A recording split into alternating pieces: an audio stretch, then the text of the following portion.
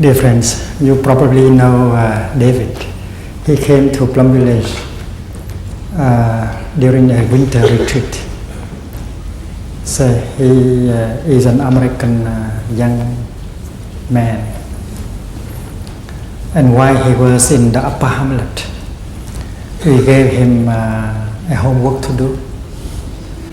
The homework was for everyone, not just for him, but he thought that he could not do it. That is about to write a love letter to one's father. He could not do it. Writing a love letter is a practice. And he told us that the fact of thinking about his father makes him very unhappy already. Not to say sit down and write a letter.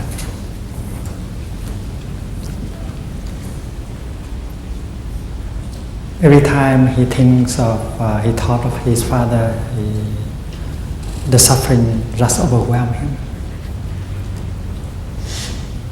And his father had already passed away, and yet he could not reconcile with him.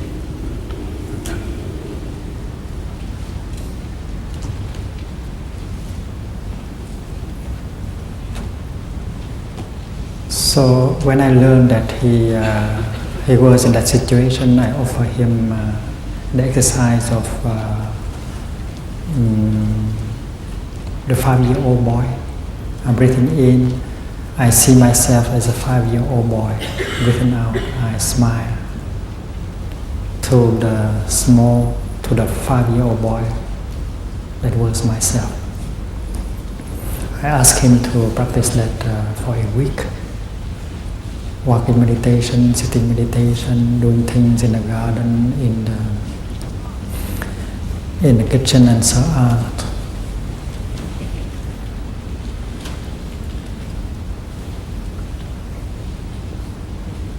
When you breathe in and you see yourself as a 5-year-old boy, you can touch the vulnerability, the fragility of yourself.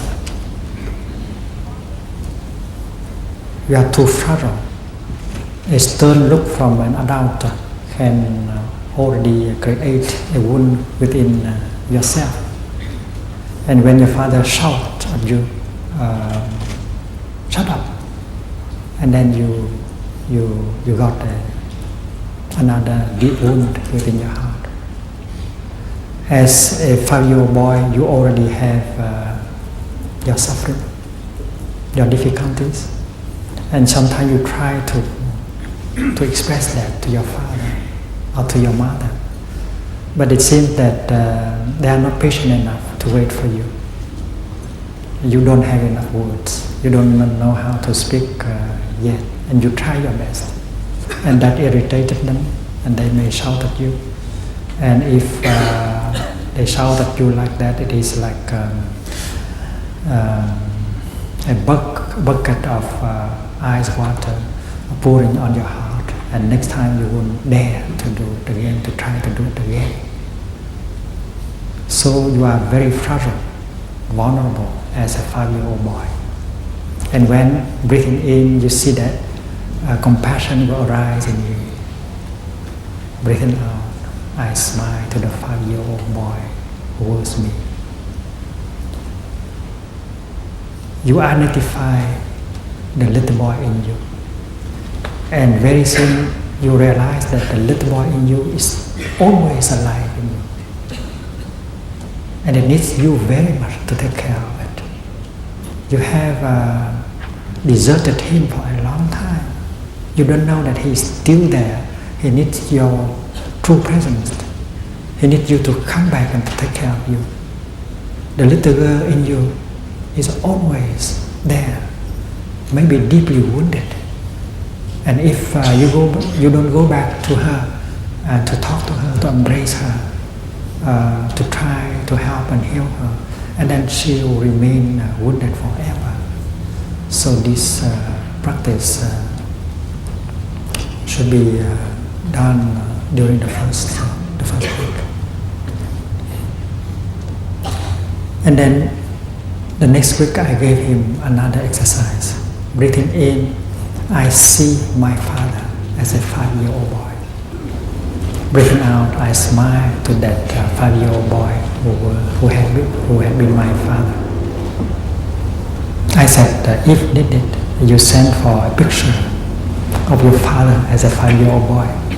The family album may have it, and perhaps you have not had an idea about how your father would look when he was 5. But it's very helpful to be able to visualize your father as a 5-year-old boy, as fragile as you were when you were 5, as vulnerable as you when you were 5. And you got to see it by your visualization. Breathing in, I see my father as a 5-year-old boy. Breathing out, I smile to him, to that 5-year-old boy. Maybe this is the first time you can see your father as a vulnerable little child, and you begin to understand. Your father might have been a victim like you when he was 5. He may have been abused by his father at that age, and he did not have a chance to meet a teacher, to be with a sangha in order to take care of his wounds. That is why he allowed that seed of suffering to grow up in him, and he has transmitted that internal formation, that seed of suffering to you. And now to get angry at him is unjust. He was to be helped and not to be punished. So breathing in, I see my father as a 5-year-old boy. Breathing out, I smile to him. That smile is already a smile of understanding and of compassion.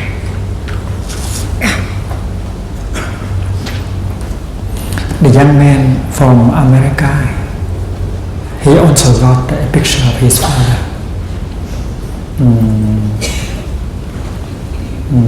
as a grown-up person. And he placed that picture on his little table in his tiny room in the upper hamlet.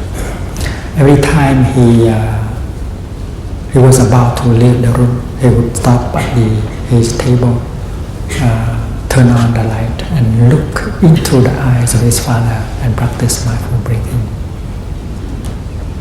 Breathing in, breathing out, breathing in, this is my father. Breathing out, I smile to my father. And every time he got into his room, he would practice the same before he lay down on his bed. I also offer him the meditation on the emptiness of transmission. The emptiness of transmission, what does it mean? It has to do very much with the teaching of the 50 verses. Nothing can be by itself alone.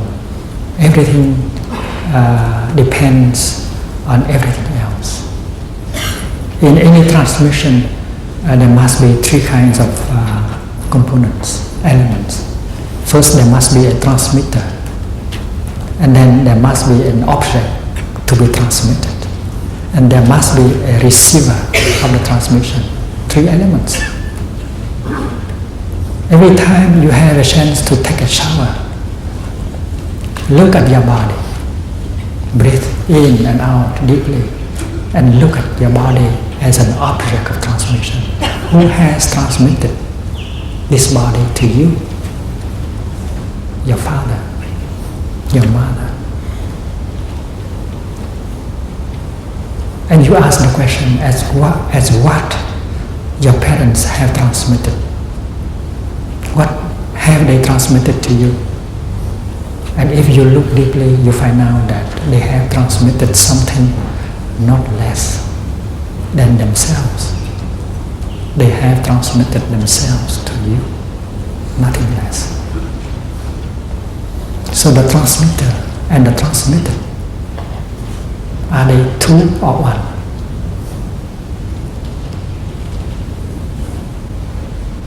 Two or one belong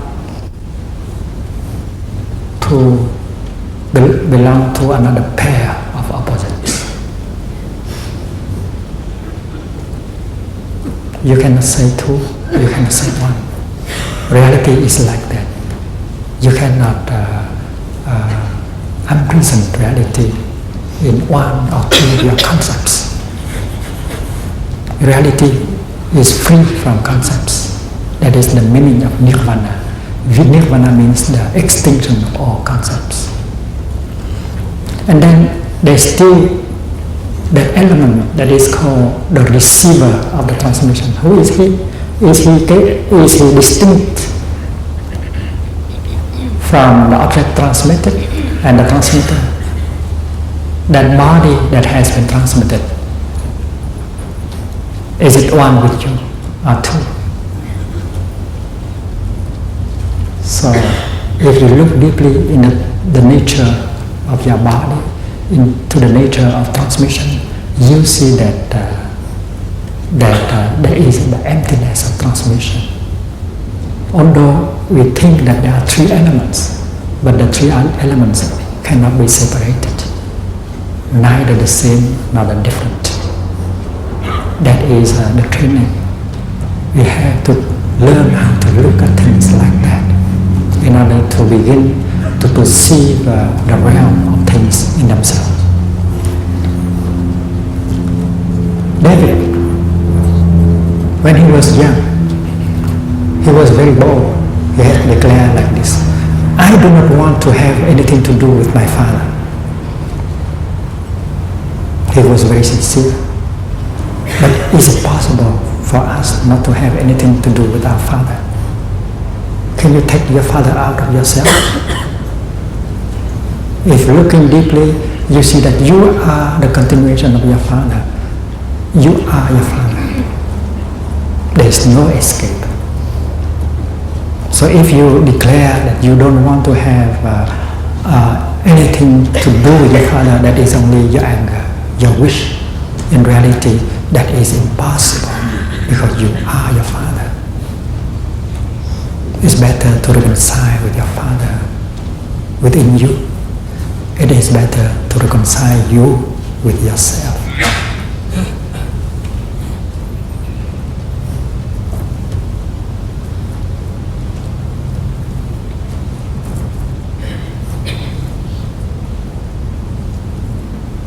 One day, after crying a lot,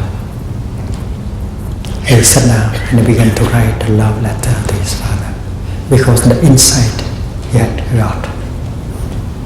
He cried a lot. He was able to see the suffering of his father. He was able to see his own ignorance. I had told him that if you don't practice, you will transmit that suffering to your children and your grandchildren. So you practice for your parents, for your father, and for your student, your children and their children.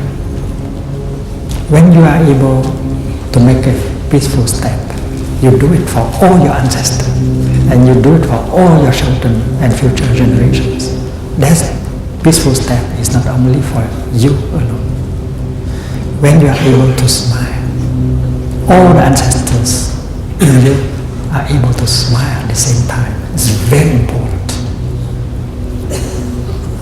And that is why you need a Sangha to support you for that smile to become possible.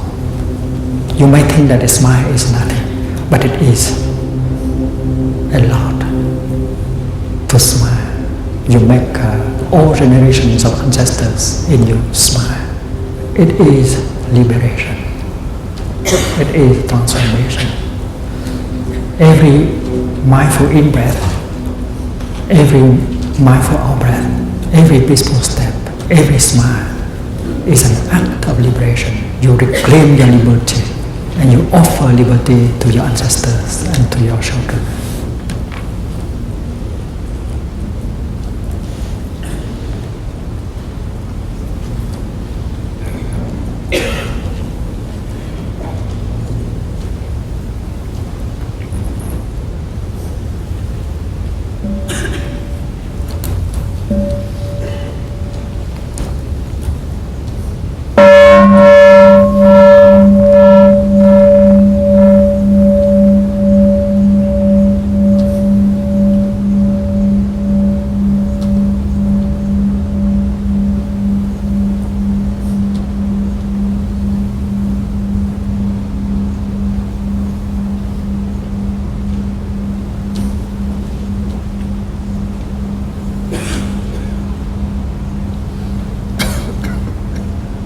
David is there, sitting very close to you. Please do help him. Or David may be yourself.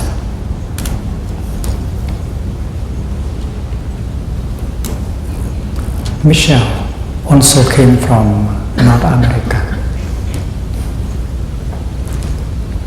In that, during that winter retreat, he was asked, together with other students in the upper hamlet, to list down, to write down the wholesome qualities of his father and his mother. That is a very easy exercise, helping you to see all the values, all the jewels possessed by the father and the mother that you have.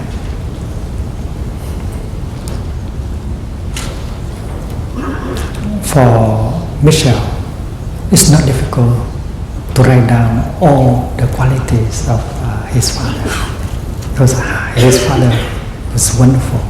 He has a lot of qualities, so there's no problem concerning the homework related to his father. But for his mother, it's difficult. It does not seem that his mother had a lot of qualities. So he was a little bit skeptical. But because he had been asked, and he had to do, he practiced walking, mindful eating, mindful sitting, mindful working, like any other practitioners. And that day, he sat down and began to look deeply to see what are really the qualities of his mother. And after a few hours of work, he was very surprised. He thought that the maximum lines he could write down was 3. But he has listed the qualities of his mother almost 2 full pages. It turned out that he had some resentment with his mother. One time he got great difficulty with his mother, and that suffering was overwhelming. And that suffering has prevented him to see many other qualities of his mother, and he had been sure that the qualities of his mother was very limited.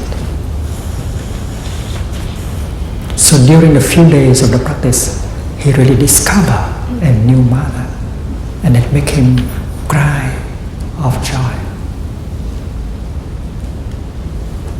Yes, because of some anger, some resentment, you are not capable of seeing all the values of the people, of the person you love.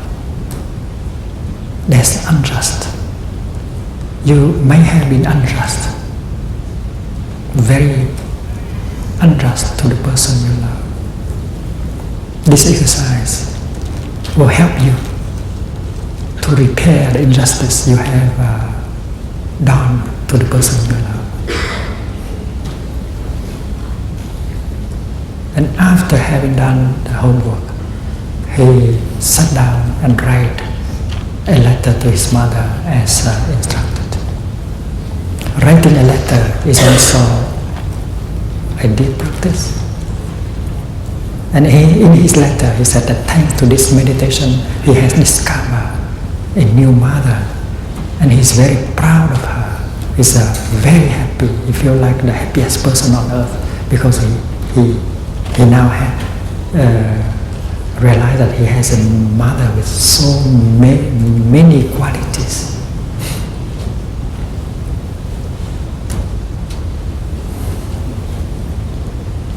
And guess what is what was the reaction of the mother when she received the letter? Her son had never written to her like that, with that kind of language. The letter struck her, and it's like an arrow that can save at the same time two birds. The arrow struck the branch and two birds fly away.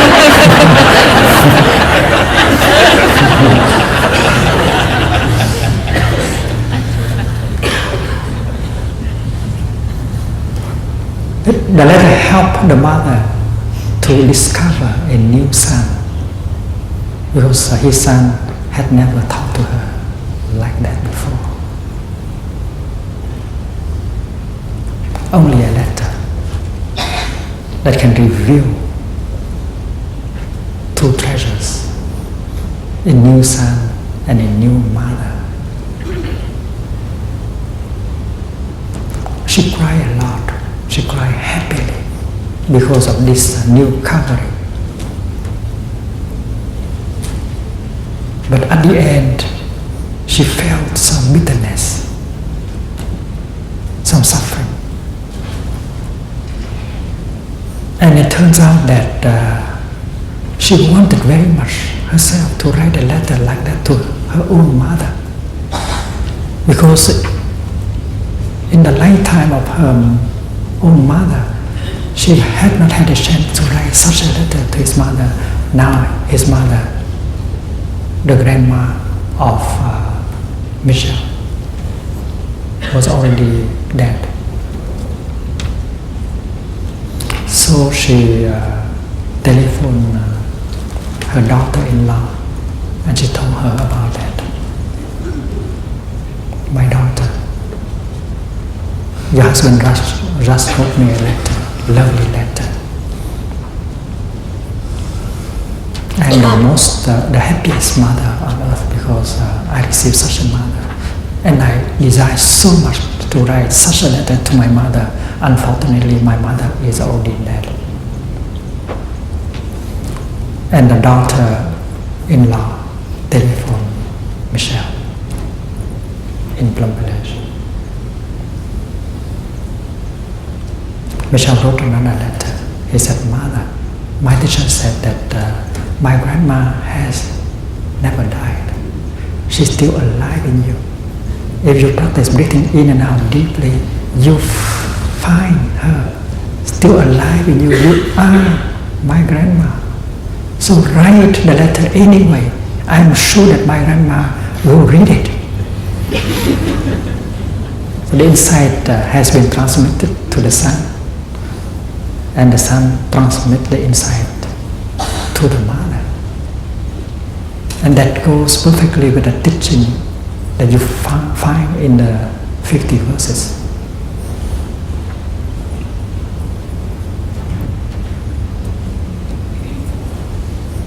And in fact, the mother had practiced. Just because she has a son practicing in Plum Village, sitting in her own country, she also has a chance to practice. And there she was, sitting and writing the letter to her own mother, because she was convinced that her mother is still alive in her. And this is not something imagined, this is the truth. If you are able to tap into the ground of our being, we touch the realm of no birth and no death. Nothing has lost. Nothing needs to be recovered. Everything is still there intact. If you know how to establish yourself deeply in the present moment and look deeply into what is there. So the practice is wonderful. It has the power of liberating, of restoring non-fear, peace, and joy.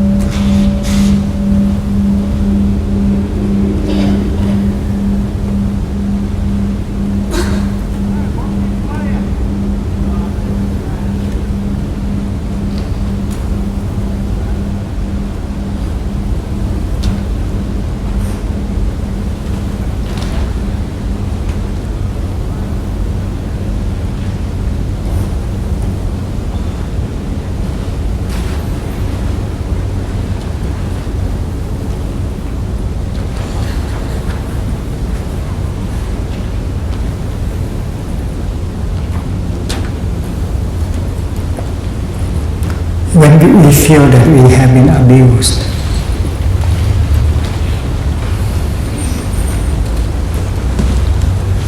when people have treated us with violence, anger, hatred, discrimination,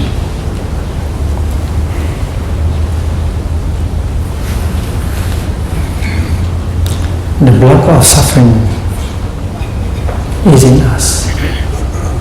The negative energy is in us. And if we do not know how to handle and transform the violence in us, that violence is going to destroy us and destroy the people we love.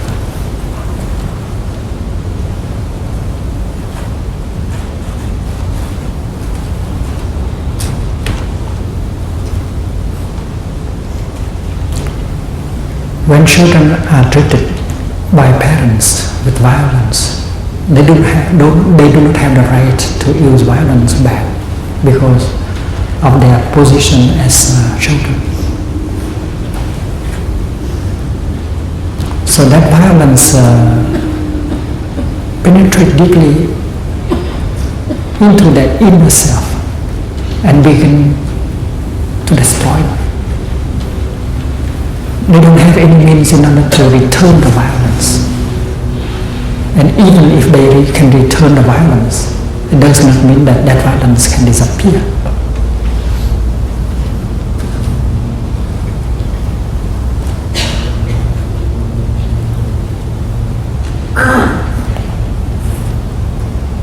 In the prisons, we see a lot of criminals. And these people, especially the young ones, they are there because they have not been helped by anyone in the art of taking care of the violence within and transform it.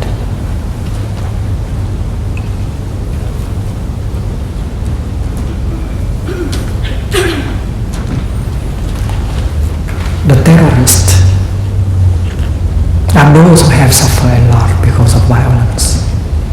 And the violence in them is very strong. And because they don't know how to transform that violence, they have to do violence back to society.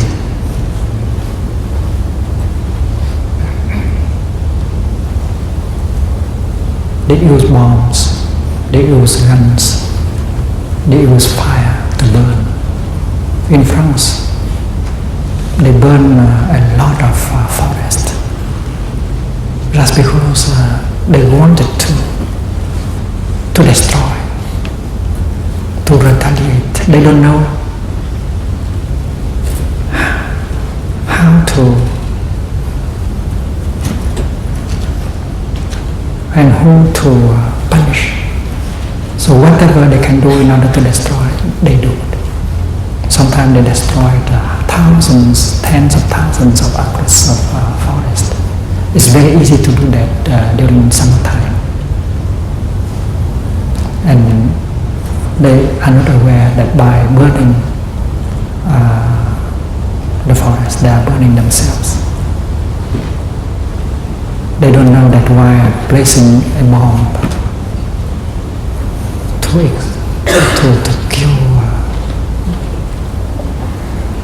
kill the people in a bus or in a market, they are killing themselves at the same time. But because violence is there, if you don't know how to handle it, it will have to manifest itself in one or other way.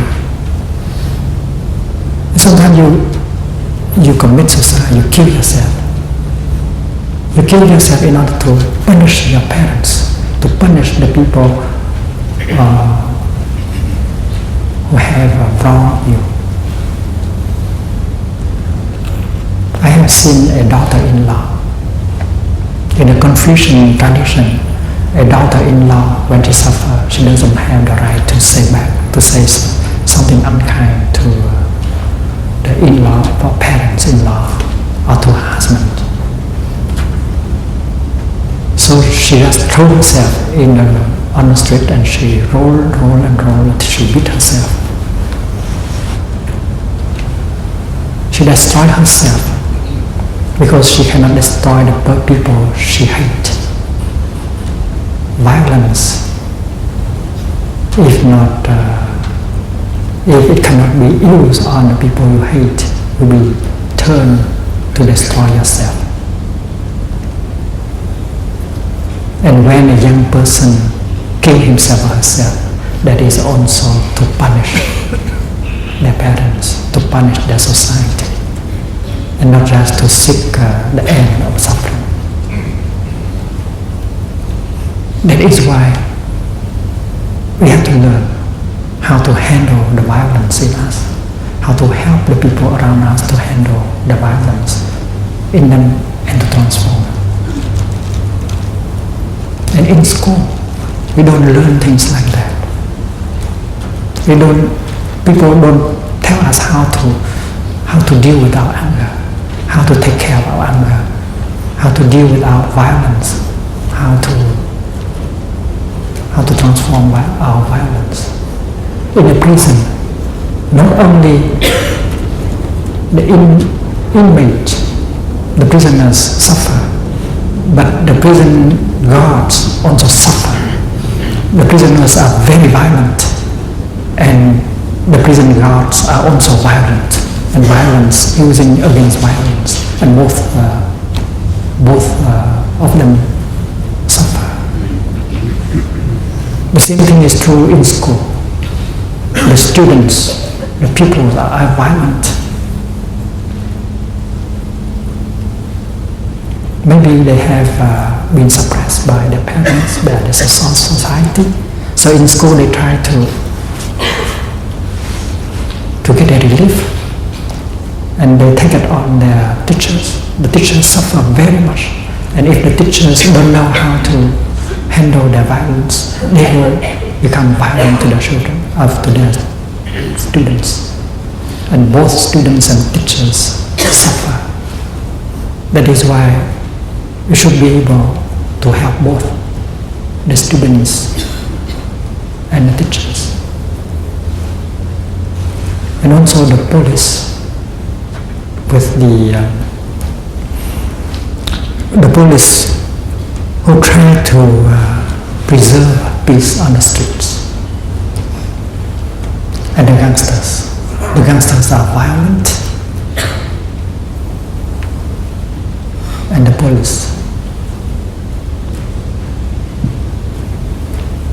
policemen, they do have a lot of violence in them also, because they have suffered a lot also. The policemen are full of fear. Every morning when they are ready to go out for the tour, they don't know what will happen to them,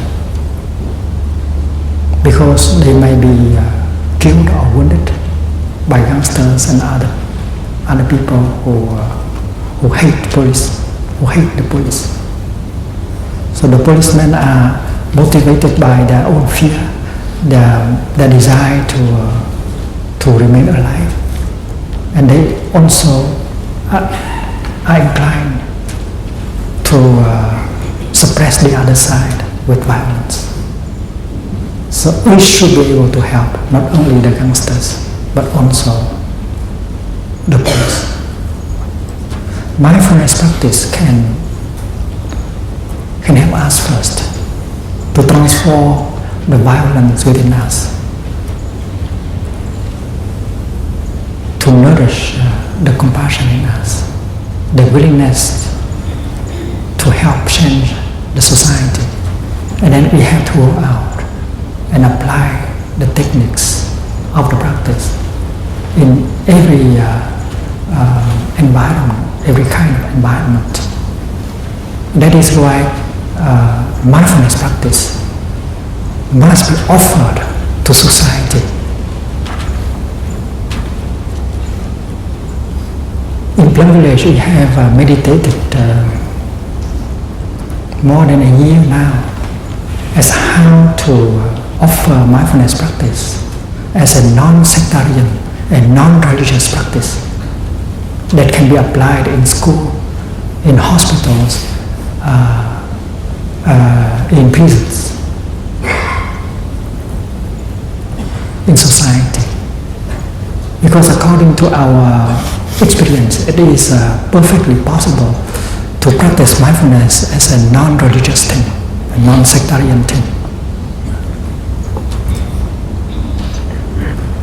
Instead of saying, I take refuge in the Buddha, you can translate, I have confidence in my own capacity of waking up, in understanding and loving. That kind of language should be accepted by every religious tradition.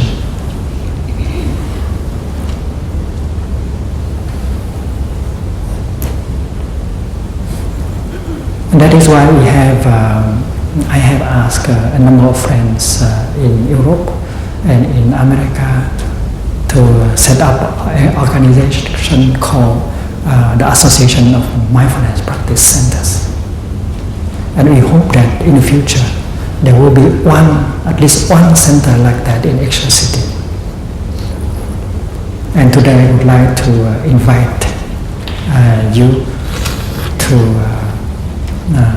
join us in looking deeply to find out ways in order to realize this kind of program.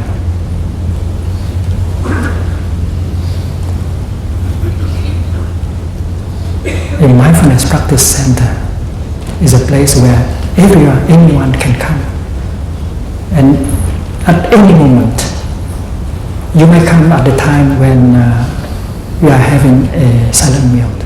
You are invited to share the silent meal, and someone among us will give a briefing of a few minutes as how to enjoy a silent meal. And if you arrive at the time when we are working in the garden, vegetable garden, and then you join our mindful gardening, and one of us will give you a 5-minute briefing as how to enjoy silent gardening, and every minute of your work, breathing in, breathing out. Of course, we have to train people to be placed in these practice centers in order to organize a full-time practice, so that in the city, if anyone needs to join the practice, they can come right away. They might telephone and they will be welcome right away. And the mindfulness practice center in the city may organize days of mindfulness and short and long retreats in the cities or in the countryside.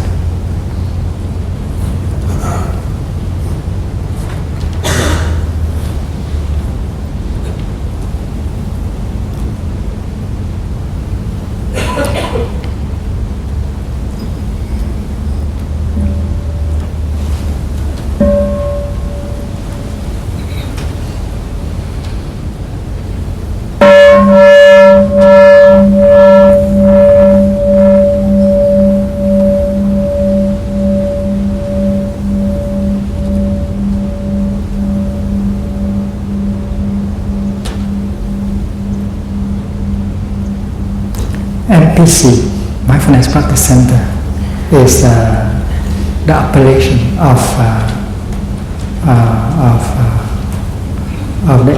the place, and 3 of them are taking shape now in North America.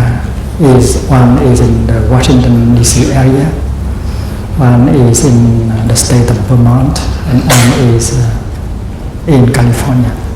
And we need your intelligence, your good heart, in order for us to be able to realize this very dear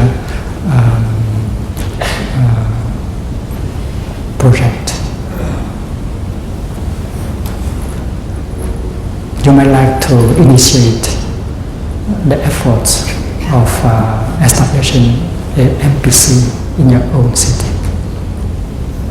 And we need an address for contacting in order to receive informations that are useful to the setting up of such a center. In the beginning, we may just hire a place, and after some time, we may buy a place that is more fit to our purpose. A place where there is a place for, rooms for sitting, where is a path for walking,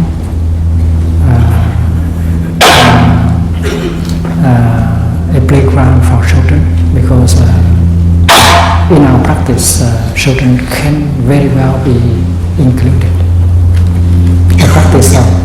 In the practice of Plum Village, children are always included. I have offered retreats for children in Europe and also in North America quite a few times. And children have shown that they are very capable of enjoying the practice. I remember one such a retreat in Southern California, and on the last day of the retreat, the children stood in line in order to practice hugging meditation with me. And they didn't want to go. Why do we have to go? Because they love the retreat. Parents were there also in order to support the children. We had a lovely retreat for young people that year.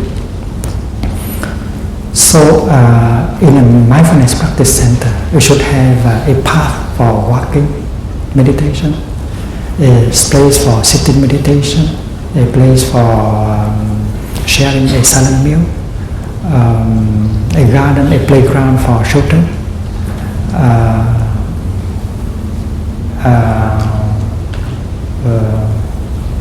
total relaxation, and so on. It's like in a retreat.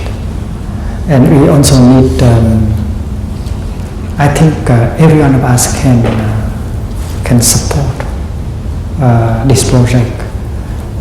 If you are an architect, If you are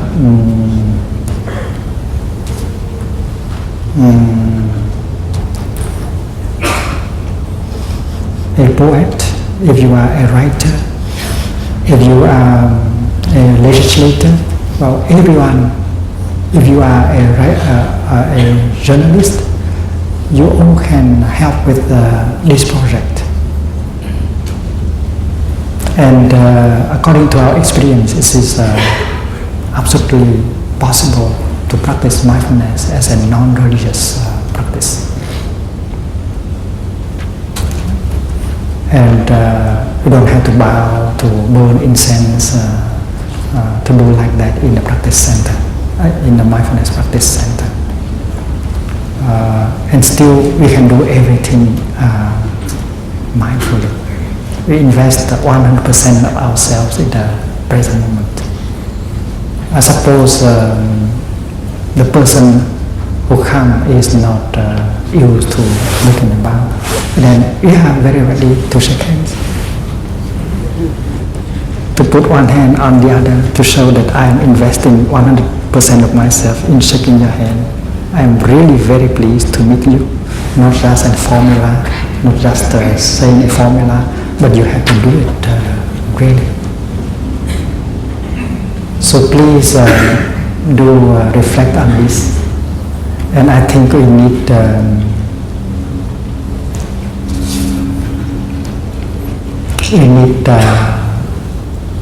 an address, an organization in order to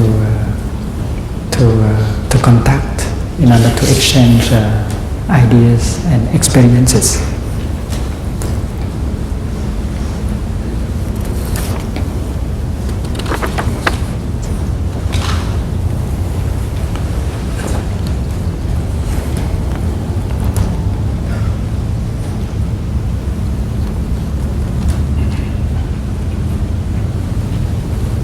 There will be a retreat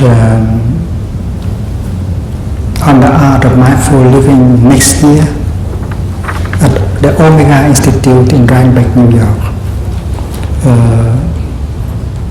I will be there for the retreat with a number of monks and nuns from Plum Village.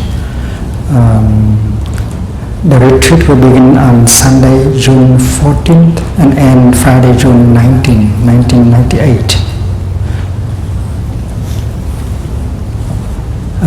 For registration information about the retreat, call Omega Institute. This is in the sheet with the address. And prior to that retreat will be a 21-day retreat. This is a retreat called June Retreat that takes place every 2 years in Plum Village. But next year, it will take place in North America instead of Plum Village, so you don't have to fly to Europe.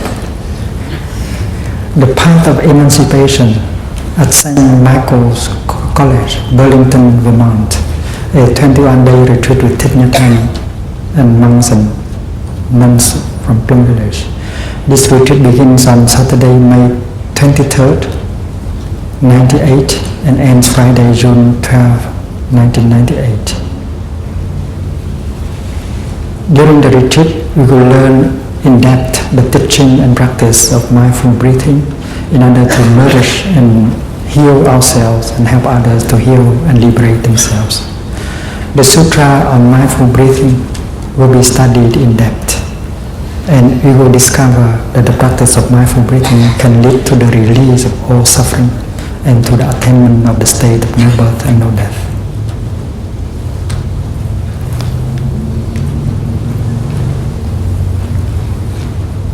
Dharma teachers, meditation practitioners, physicians, nurses, therapists, social workers, and others in the helping profession can profit from this retreat. And this is the first time a 21-day retreat is offered in North America. And the retreat will be held at St. Michael's College in Burlington, near Lake Champlain. And the campus will provide comfortable accommodation.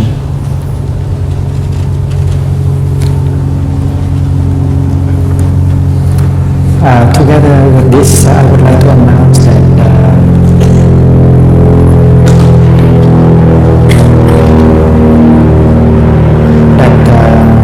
200 acres of land have been offered to build a monastery for monks and nuns in the state of Vermont. That will be in Woodstock.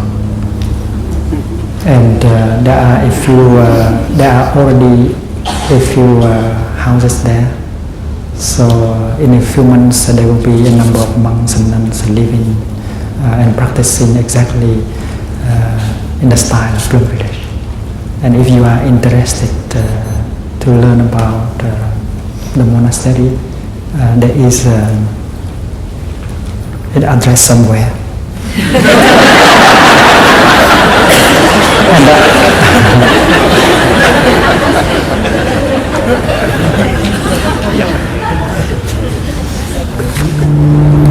And I would like to go back to the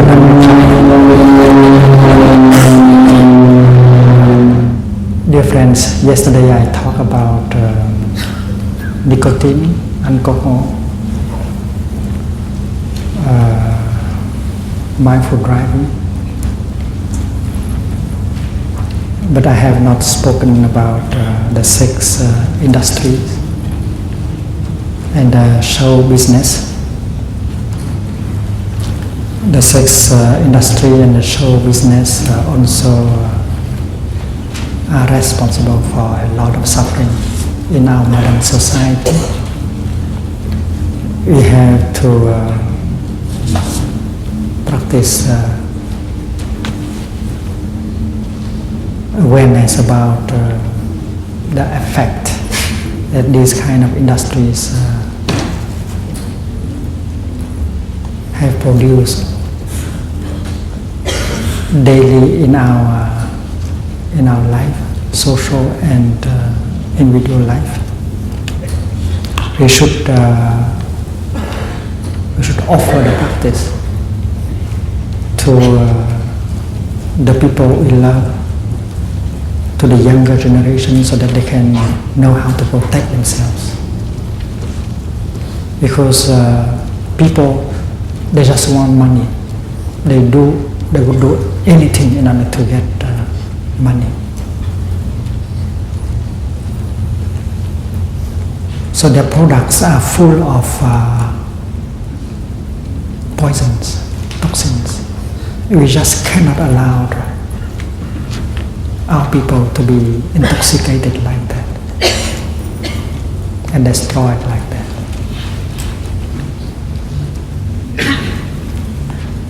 It is like in the field of smoking. We have to try to bring it into the realm of legislation. We get to protect ourselves, to protect our children, to protect our beloved ones, protect our society and our nation. We should not allow it to continue to destroy us like this. If you are a writer, if you are a journalist, if you are a filmmaker, if you are a legislator, if you are a teacher, please do your best to speak out about this and offer way to stop people from the continuation of the destruction. And here we have the 5 mindfulness practice, the 5 mindfulness trainings as the guidelines to this kind of action. We know the 5 mindfulness trainings are the most concrete ways of practicing mindfulness. If you look deeply into the 5 mindfulness trainings, we can see the Buddha, we can see the Dharma, we can see the Sangha, we can see the kingdom of God, we can see the Holy Spirit, we can see Jesus Christ, we can see God. Because if we are determined to live according to the 5 mindfulness trainings, we get the protection. we can protect ourselves, we can protect our families and our society. And that is a very solid base for our action. Because when you receive the 5 mindfulness trainings, and if you live according to the 5 mindfulness trainings, you are already on the path of a bodhisattva. You are motivated by a strong desire to protect your society, to transform the violence, the hatred, the anger in society. And that is why I have said that every time I see a person making the determination to receive and practice the 5 mindfulness trainings, I'm very happy. And to practice the mindfulness trainings, we need to get affiliated to a group of people, a sangha, in order for the practice to be solid, because we really need each other in order to practice well. A sangha is essential to our practice. I know that all of us are motivated by the desire to practice. But practice alone, while it is possible, it is much more difficult than to practice with the support of a sangha. So I would propose that we devote some time this afternoon to discuss about sangha building. We might, people who live in the same area might come together in groups and they discuss how to continue the practice as a sangha after the retreat. And when you go home, please remember to pursue the practice of sangha building. This is very essential, and everywhere I go, I always urge my friends to do the same. The sangha is our refuge. We need our sangha. Let us go back to our verses.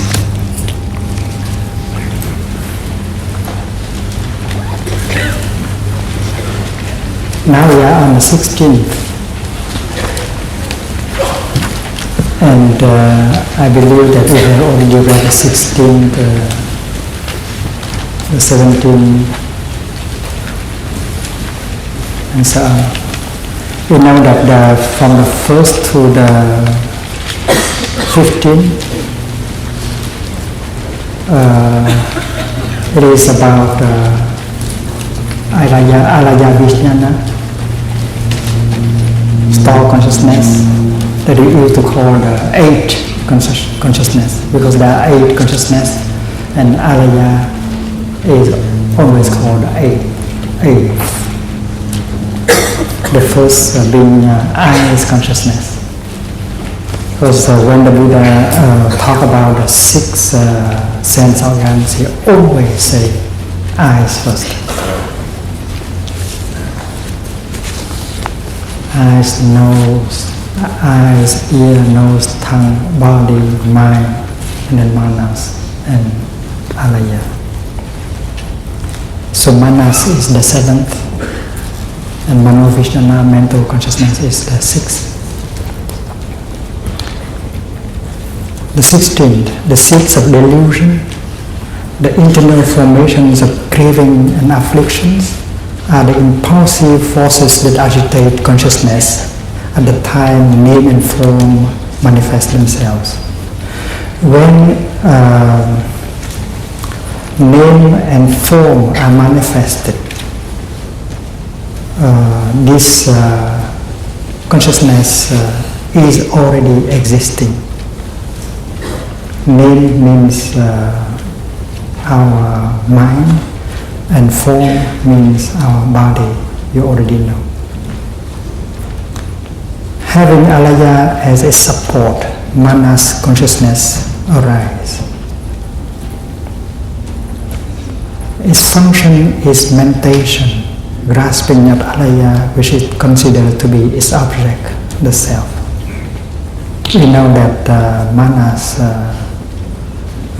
is rooted in alaya, and it turned to embrace alaya, part of alaya, and consider it to be the object of cognition, the self.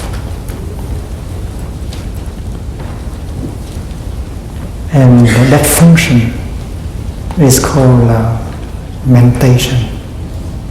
In Sanskrit, manyana, mentation.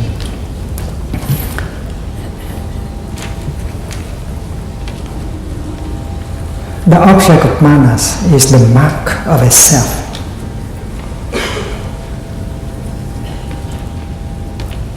Found in the realm of representations, created at the point where manas and sthor intersect.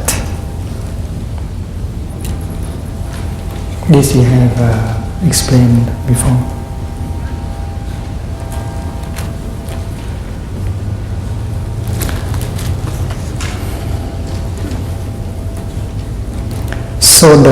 So the object that is called self appears is a product of a constructive mind, an invention of the constructive mind. It is based on ignorance, on delusion. And that is why that object of cognition must be classed in the realm of representations. Because the realm of representations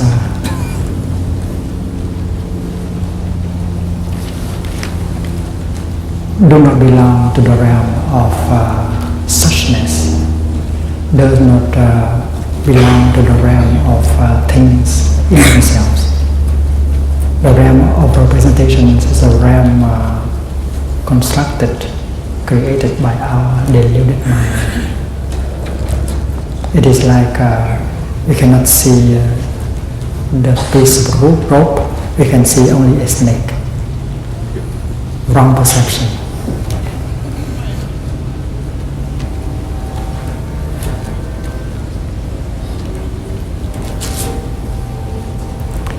As the ground for good and evil of the other 6 consciousnesses of transformation, we can say the 6 evolving consciousnesses, because there are 7 evolving consciousnesses, beginning from manas and ending with eyes consciousness. The basic consciousness, the root consciousness, alaya, is not called an evolving consciousness, but all these are the 7 are called evolving consciousness.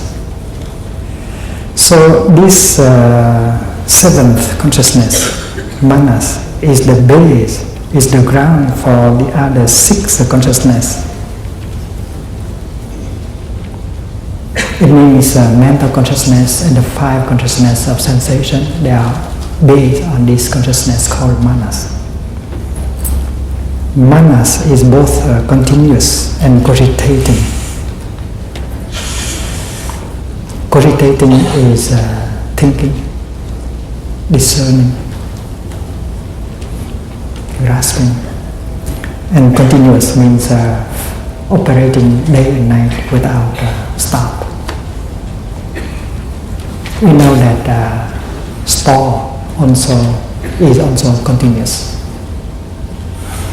Sthor is always changing, evolving, but sthor is always continuous.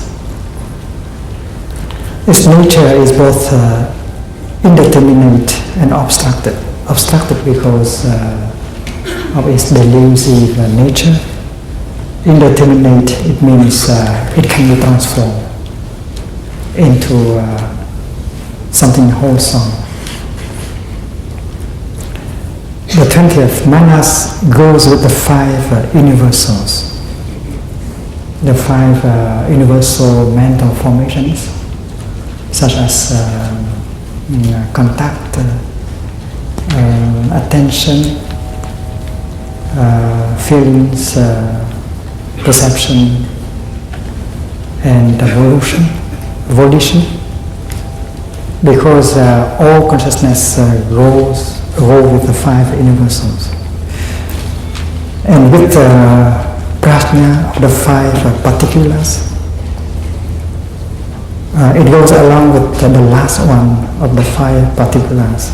Prajna here is an idea, is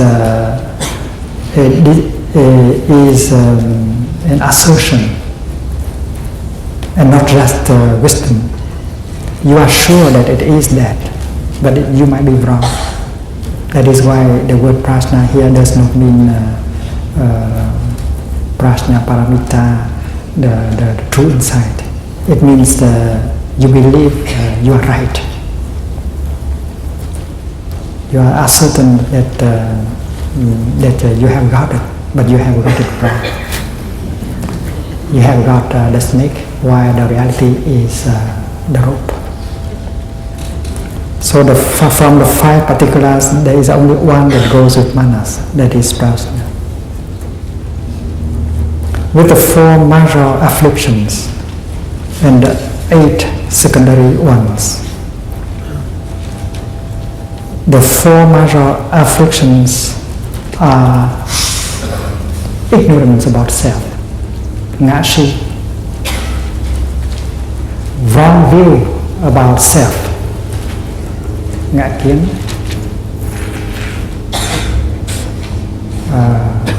arrogance about self, ngã mạn, love of self, ngã ái, ngã si, ngã kiến, ngã mạn, ngã ái, ignorance about self, prejudices about self, arrogance about self, and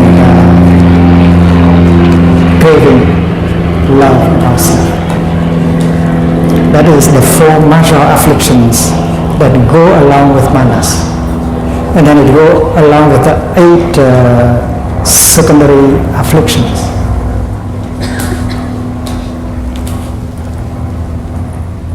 I guess that you have received the list of 51 mental formations. No? Yes? Yes. And the list is available in the box on the table.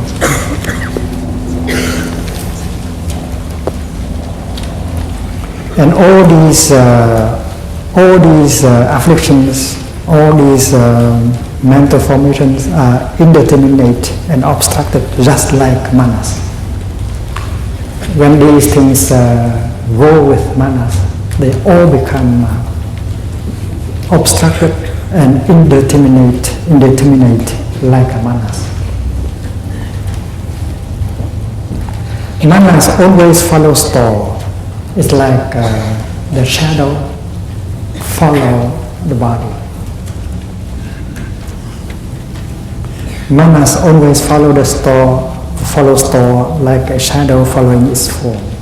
It is a defense mechanism, a blind instinct craving for duration and craving for satisfaction.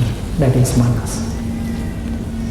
And its nature is delusion, is ignorance, is discrimination. The 22nd, when the first stage of the Bodhisattva path is attained, namely the stage of joy. That's 10 stages that a Bodhisattva would go through before becoming a perfectly enlightened being. And the first stage is the stage of joy, hoan hỷ địa. So the moment when you begin to practice the Bodhisattva path, you experience joy, first stage. And if you feel joy now, you are on that stage. When the first stage of Bodhisattva path is attained, obstacles of knowledge and afflictions begin to transform. And when arriving at the 8th stage, the yogi transforms his or her innate belief in a separate self.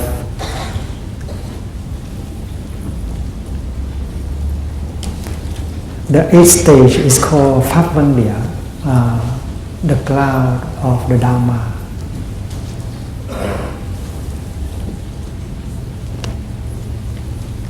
Remember, in India, a cloud is always very welcome. The cloud is not an obstruction of the good weather, but it's so hot that if there is a cloud, and then you feel better, like you have a shade, and the cloud always can bring refreshing rain. So the clouds in India, they may give a feeling that is quite different from clouds in countries where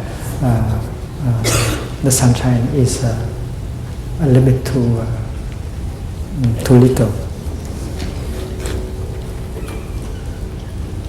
So Dharma cloud means the eighth stage of the Bodhisattva. And when one arrives at the eighth stage,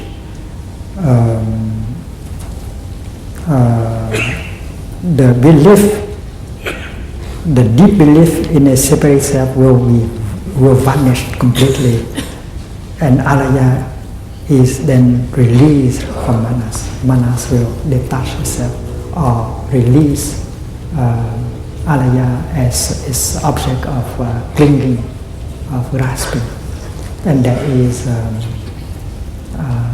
liberation. Liberation from delusion, from the inner belief in itself. Because before that, the intellectual knowledge of no self might have been obtained. We can obtain the intellectual knowledge about no self, but self is very deeply rooted, innate in us, that we have to practice until we arrive at the eighth stage of a Bodhisattva in order to uproot all this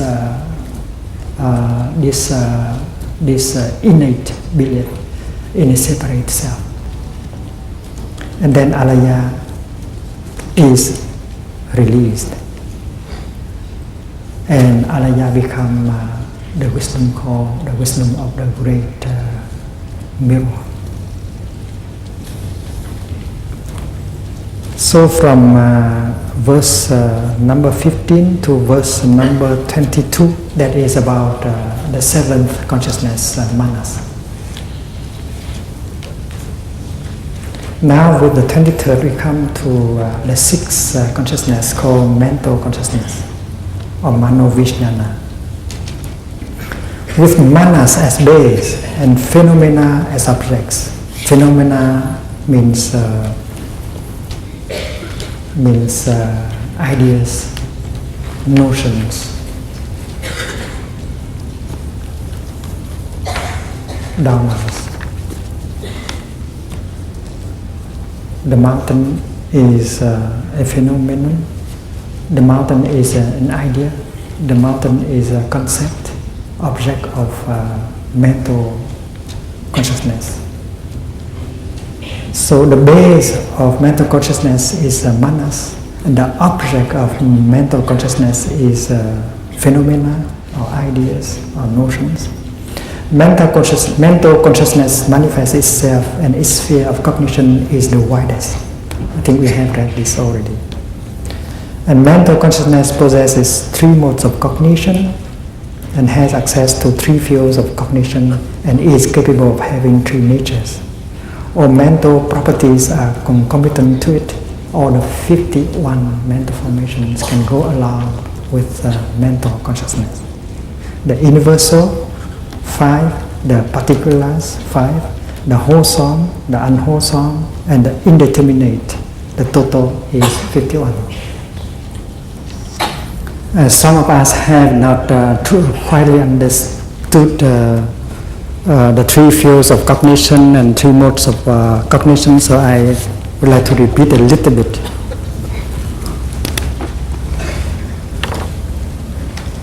The three fields of cognition.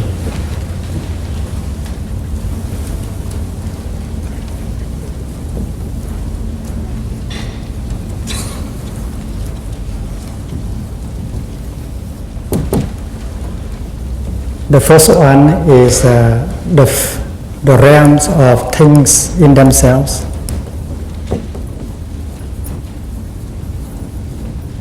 It means reality as it is, without being distorted by our way of conceiving and understanding it. The piece of rope is the piece of rope and not a snake. A snake is a snake and not a piece of rope. And sometimes we call it the ultimate reality or suchness.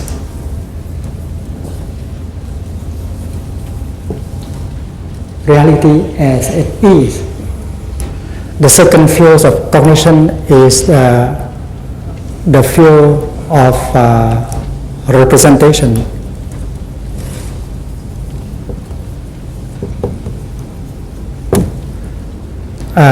The field of representations are not reality in itself. It has been constructed and built by our patterns of thinking. We are used to think in terms of self and permanence. We are used to think that things exist outside of each other. Namely,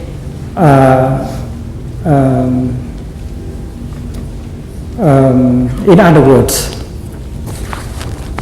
we don't see the nature of interconnectedness of things. We don't see that the emptiness of everything, like the emptiness of transformation. We are caught by pairs of opposites. We really believe in these pairs of opposites, like birth and death, being and non-being. And that is why the object of our consciousness manifest themselves as only as the field of representations full of error.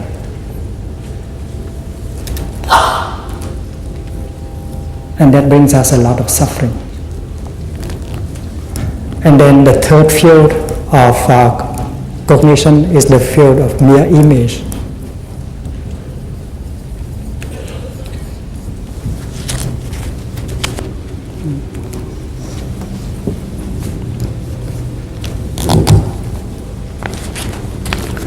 All the images that we have got from the realm of representation, we store them in our alaya vijnana. The image of a friend, her beauty, her anger, all these things are stored as bijas, as seeds in our consciousness. And if we need, we go to the archives and we take these things out in order to use. And during our dreams, we live in the realm of mere images. And if you are a poet, you make use a lot of these things, and you combine image that are already existing into new images. Like you have the image of an elephant in your store consciousness, and you have the image of a bird in your consciousness, and you may like to take the bird, the wings of the bird, and put it on the shoulders of the elephant, so you can see an elephant fly in the sky. That is the work of the artist. You imagine. And I think architects operate very much the same way. I would like also to repeat about the three modes of cognition. The first one is this intuitive. The second one is discursive. And the third one is erroneous.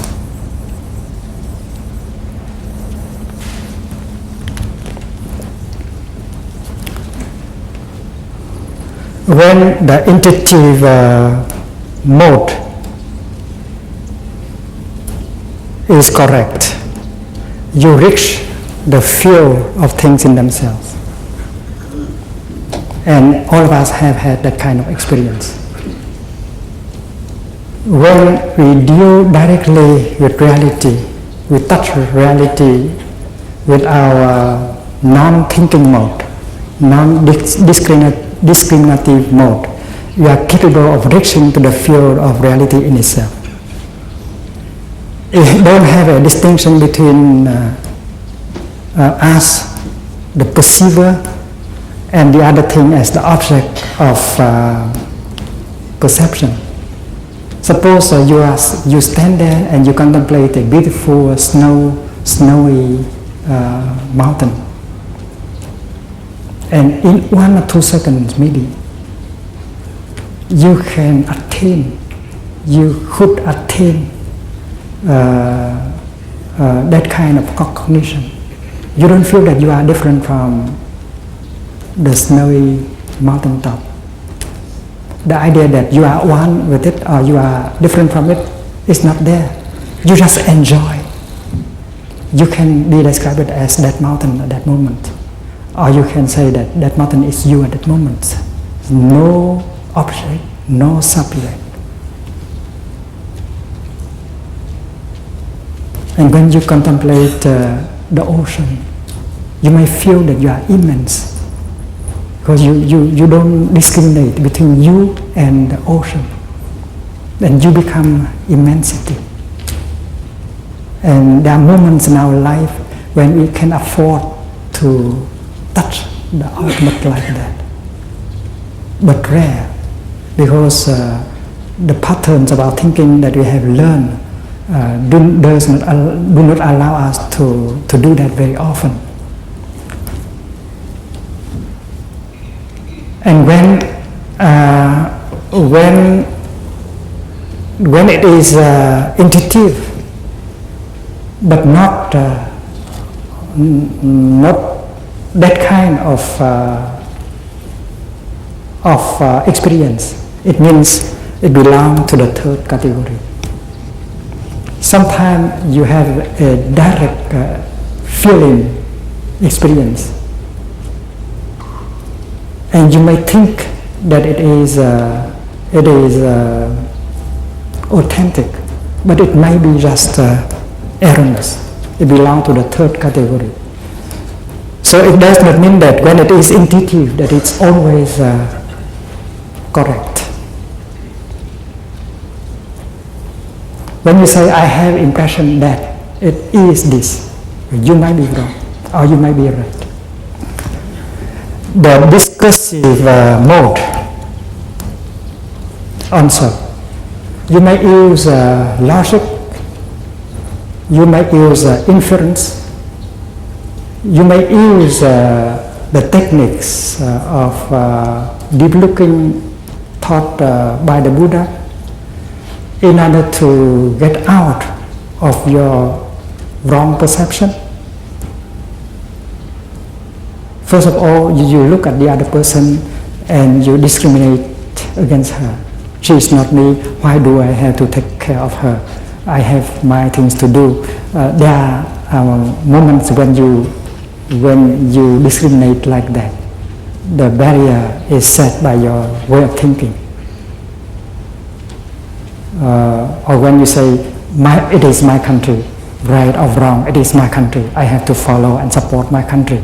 That is the stand dictated by discrimination. But when you learn Buddhist meditation, you try to use your intelligence in order to look in such a way that you can remove that kind of distinction, that kind of discrimination. And so the discursive way can also help you to approach the realm of the ultimate. But when you fail to do that, although you think a lot, you reason a lot, you speculate a lot, your cognition belongs to the third category, erroneous.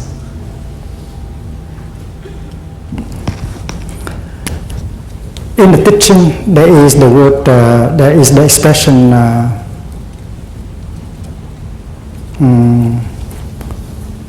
para-kalpita.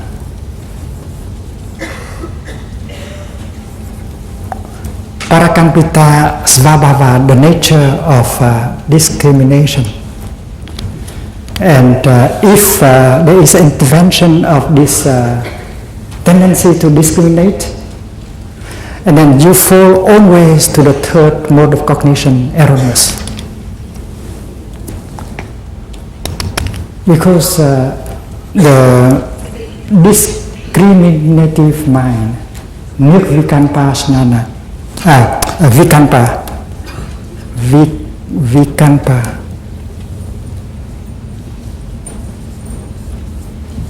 Vikalpa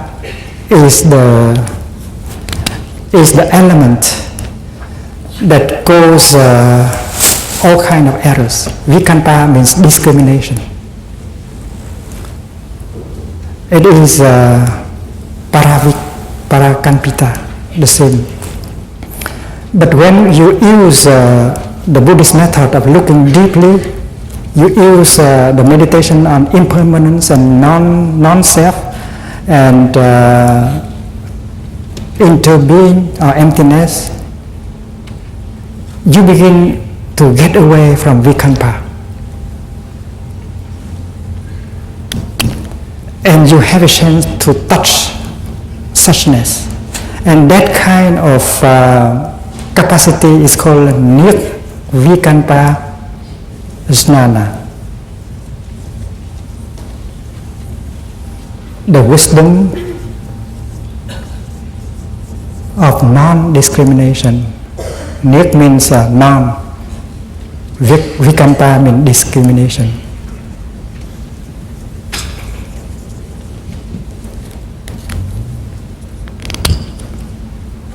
Because our mind tends to chop reality into several pieces and conceive each piece as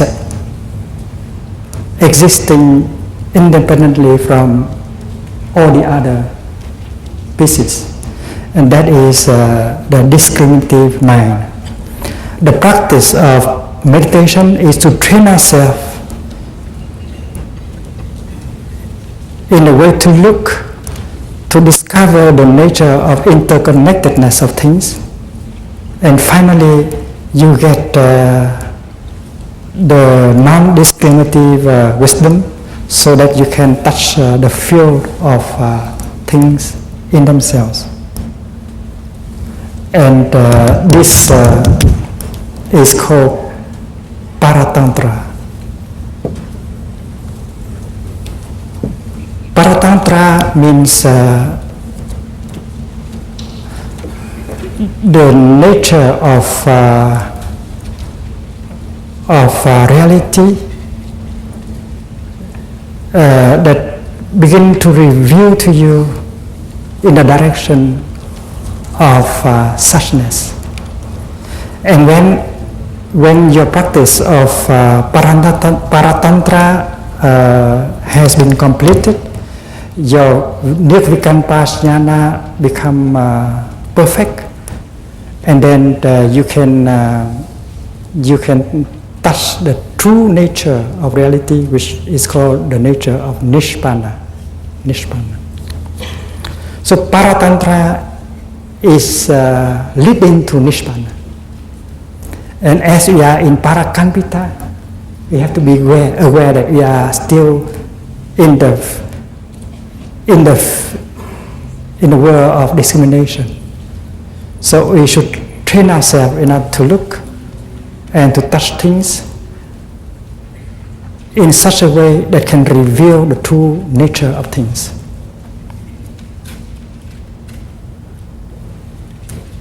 It is said that Nishpana is the nature of reality when Paratantra has been realized perfectly. So Paratantra is the way to Nishpana. And all of us are on the path of Paratantra, learning to see things with a non-discriminative mind.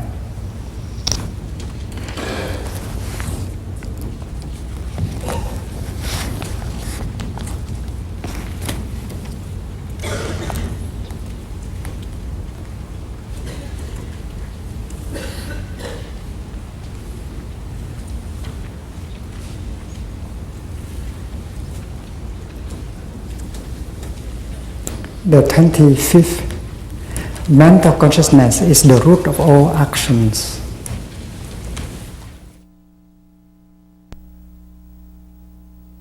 Body and speech. I think it should be like the root of all actions. Semicolon. Thought, body, and speech. Because a thought is an action, is a category of action. Thinking is one category of action. Body is another category of action, and speech is the third one. Its nature is cogitating, but not continuous, because a mental consciousness can stop. In the case we dream, we sleep without dream, we faint, and when we enter the concentration of no thinking, no perception. And it gives rise to actions leading to maturation and play the role of the gardener who sows the seed. Mental consciousness is very important in learning, in training, in transforming. It can initiate the kind of action that lead to maturation, whether in the good direction or in the bad directions. And it can sow the wholesome seed or the unwholesome seed. It is responsible for many things.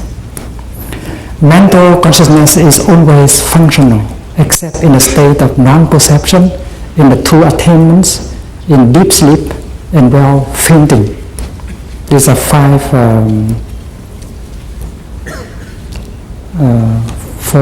four. Non-perception, that is a state of samadhi. Two attainments, that is the attainment of no thinking, no perception. In this deep sleep and when fainting.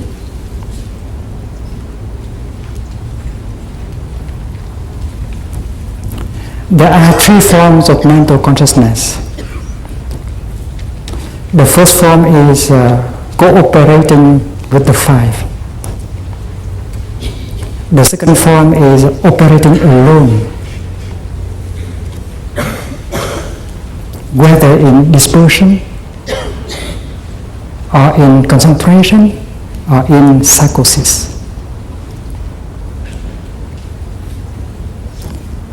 When mental consciousness can perform alone, like in dream. When we dream, there is no cooperation from the other five consciousness: eyes, ear, nose, tongue, and body.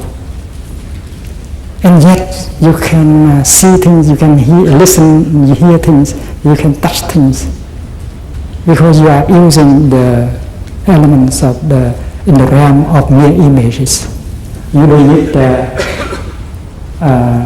your actual eyes and ear and nose and tongue and body anymore, because all these images are already available in store. So you can help yourself, and you can create your dream, the world in which you can. So that is an instance when mental consciousness operates alone.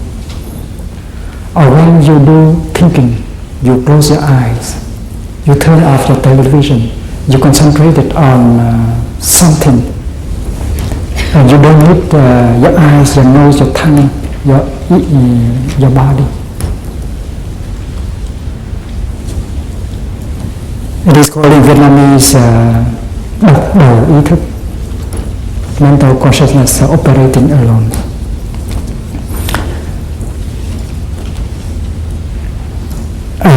When it is in dispersion, thinking of that, thinking of this, being caught by the past, being caught by the future, running to this direction, running to the other direction, that is state of dispersion that many of us find ourselves in our daily life.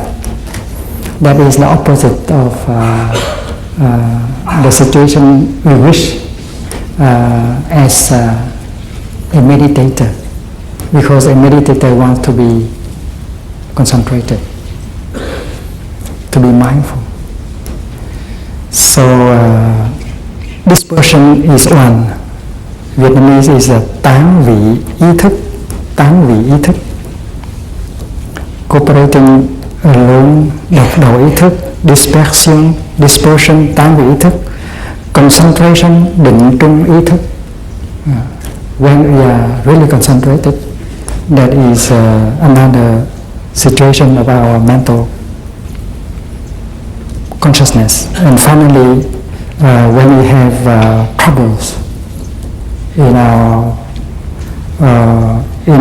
way of perceiving, thinking, and we have mental illnesses. That is loạn trung ý thức. Loạn trung ý thức tức là khi mình điên. When we are mentally sick. This is the verse 28. We have left the mental consciousness and begin to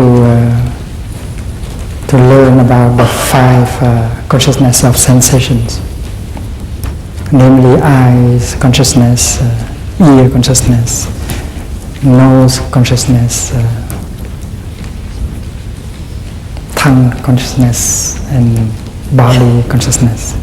Based on mental consciousness, the five consciousnesses of sensations manifest themselves either separately or together with mental consciousness, like waves on water.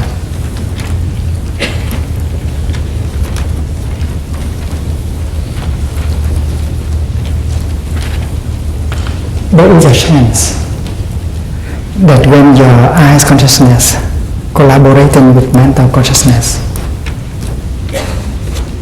that you can reach the realm of things in themselves. In the case, there is no discrimination.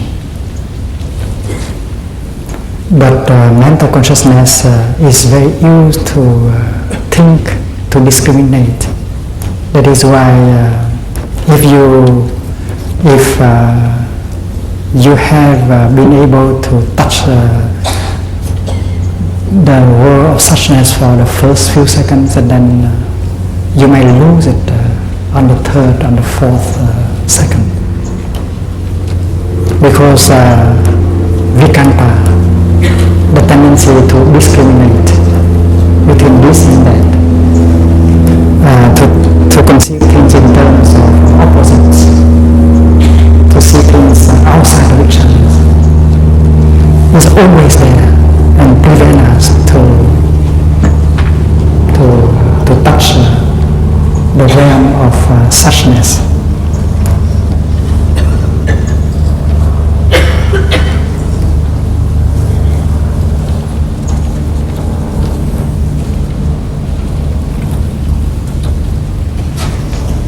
But alone, left alone, the five consciousness have more chance.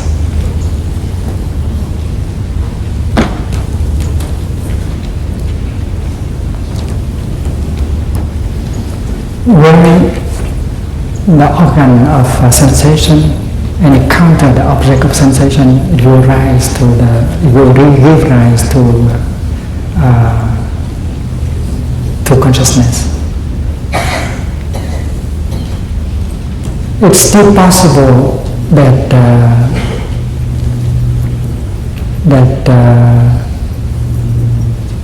eyes consciousness continue to touch the realm of suchness, even if mental consciousness intervenes.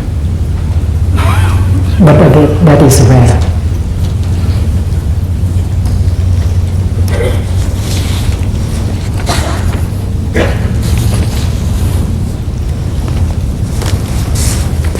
The 29, the field of cognition is the field of things in themselves.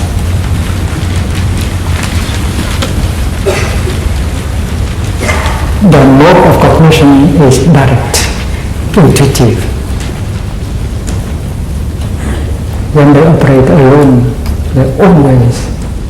the mode of cognition is always intuitive. That is why they have more chance. With the collaboration of mental consciousness, the thinking and explanation will come very soon. That is why it has less strength. The nature may be wholesome, unwholesome, or neutral. They may operate on the subtle sense organs and the sensation center in the brain. The subtle sense organs here means the sensation nerves, like optic nerves, that we cannot see with our eyes. So we can see only the eyes, the rough organ. We cannot see the subtle organ. The subtle organ here in Sutra, it means the sensory nerves that are hidden behind the coarse organ, and also the sensation center within the brain. They are based on that. The 30th, the concomitant mental states comprise the universals, the particulars, the wholesomes, the basic unwholesomes, the two secondary unwholesomes, also with regret, aversion, and confusion. All these mental formations are compatible with the five consciousnesses. Consciousness can be viewed as having three parts: the perceiver, the perceived, and the wholeness. All six mental formations are the same. Here, with the 32nd, we go back to the general. We have ended the discussion about the five sensation, the five consciousnesses of sensation with the 31st. Now we come to more general terms used to all 8 consciousness. Consciousness can be viewed as having 3 parts. This is very helpful. The conceiver, the conceived, and the wholeness. All 6 mental formations that go along with consciousness are the same. That means they also have 3 elements: subject, object,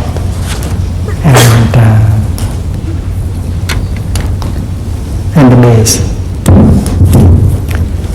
I remember very well my teacher. He gave me, he picked up a snail on the bush,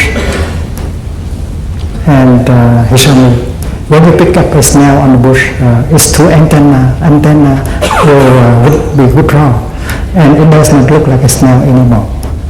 So you have to release it, and a few minutes later, it manifests itself again, and the 2 antennas are apparent again. He said, One antenna is the subject of cognition, the second antenna is the object of cognition, and the whole body of the smell is the wholeness, the substance of cognition. So every cognition, every consciousness has these three parts. It's like the piece of 25 cents I talked to you about last time. There's the face, the pie,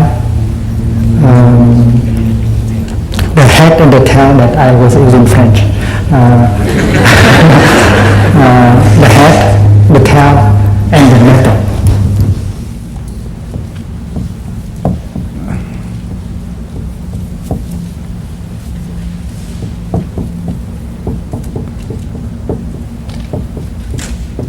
Darsana Bhaga means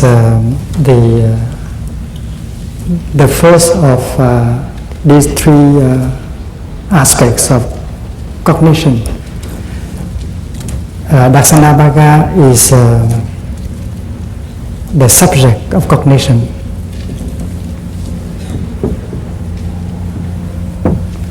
Nimitta Bhaga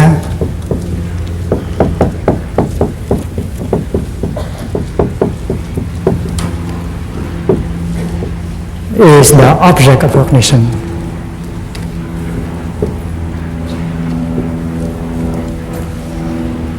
It is the first, it is the two antenna.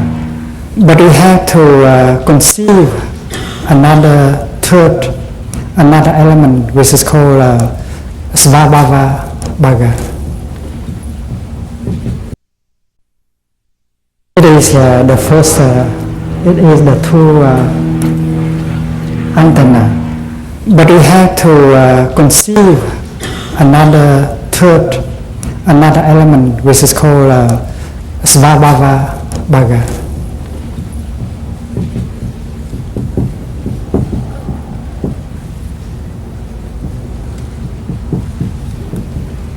It is, in Vietnamese we call it Tự Thể Phần, kiến phần. In Vietnamese, Darsana Bhaga, Nimitta Bhaga, tướng phần, and Svabhava Bhava, tự thể phần. So the wholeness.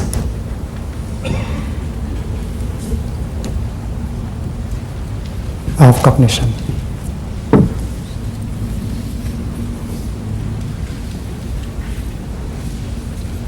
And this is considered to be the ground, and this is considered, these are two are considered to be manifestation from this. And it is repeated and repeated again and again, that every consciousness has three parts. Every mental formation has three parts. Every object of cognition, every seat within our consciousness also has three parts.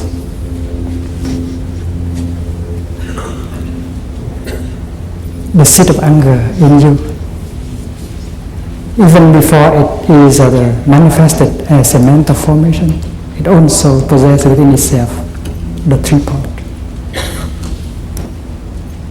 And when it is manifested as a zone of energy called anger in your mental consciousness, it also has three parts. Because to be angry is to be angry at someone. Object of anger, subject of anger, and also the ground on which these two subject and object can be manifested. And that is the first thing to remember. Everything should be viewed as having these three elements that cannot be separated from each other, that can only coexist. Lacking one, the other two cannot be. This is because that is. And the second thing to remember is that in the one, you can identify the all.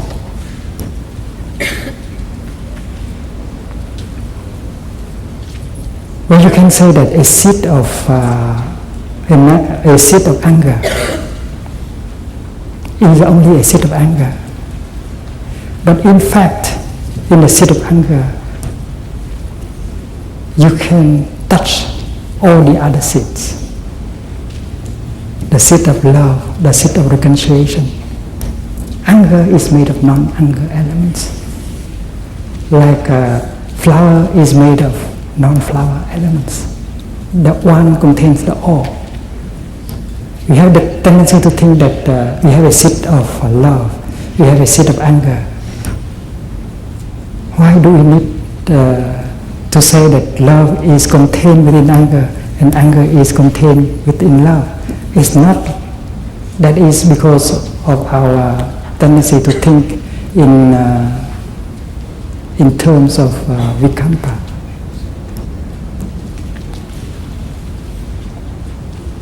In fact, any mental formation, whether wholesome or unwholesome, if you can perceive deeply its true nature, you can get full enlightenment. Because the one contains all the informations about the all. Like if we study a leaf, and if we know how to study deeply, we can understand the whole tree. You can study a pebble, and you can understand the whole cosmos. Because the teaching is the one contains the all. That is why we know that the seed of anger, the seed of delusion, contain within themselves the seed of love, the seed of enlightenment. And this goes perfectly with the teaching of the Buddha, all teachings of the Buddha, including the first teaching concerning the Four Noble Truths. The first truth is about suffering, and it is called a noble truth. It is noble because looking deeply into suffering, you see the other three truths, namely the truth of the cause, the truth of nirvana, of release, and the truth of the way. If you look deeply into suffering, you can see the way out of suffering and the realization of well-being. That is why interconnectedness, interbeing, the one contains the all, is a very important aspect of the Buddhist teaching. You don't need to learn everything, you just learn one thing. And if you learn deeply, you understand every teaching. Try the 5 mindfulness trainings. And you see that if you practice one of them in depth, you practice all the other 4. And that is why if there is someone who says, "Hey, I can only receive 2 or 3 mindfulness trainings," I am not discouraged at all. I said, "Please go ahead." Because deeply in my heart I know that if she or he practice deeply these 3 and then she practice also the other 2. Because interbeing is, we have to remember, we have to train ourselves to look in that way. I think the 50 verses may not, they are not difficult as they seem to be. If you have a chance to listen to the tapes again for a second time, I'm confident that you understand it all.